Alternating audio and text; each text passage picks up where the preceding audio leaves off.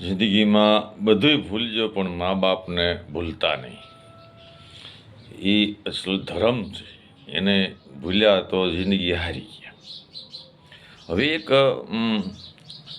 બાજુના ગામમાં આપણે એવી કહાની બની ગઈ કે જીવનમાં ઉતાર્યા જેવી અને સમજ્યા જેવી બહુ દુઃખની ઘટના હતી.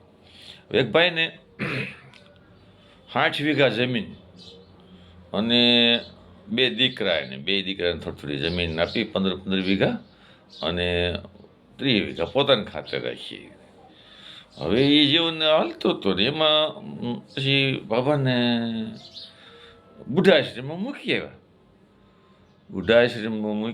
એટલે ભાભલા બધા ભેગા થતા ને કે ઓલા બાબા ક્યાં ગયા, આપણો મિત્ર એને તો બુઢાશ્રમમાં મૂકી આવ્યા છે. હવે એ બાબલા પછી 3 મળવા ગયા એટલે એને ગયા પણ બહુ દુઃખદ પ્રશ્ન થઈ ગયો.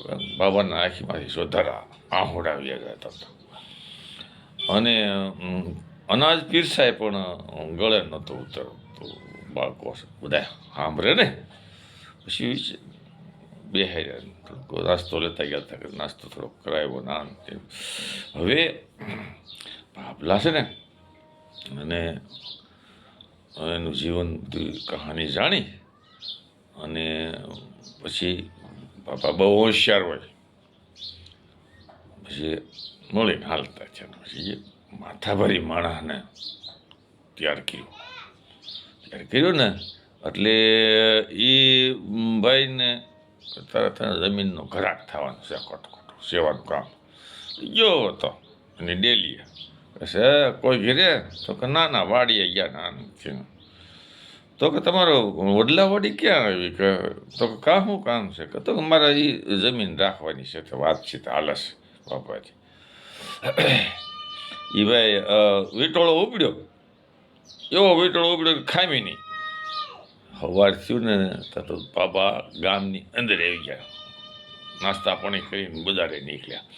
એટલે કહેવાનો મતલબ એમ છે કે જો મૂડી ગાંઠે હોય ને તો વિદ્યા પાછી આવે, ને ઘર વિદ્યા પાછી આવે એવું નથી. અને જમાના પ્રમાણે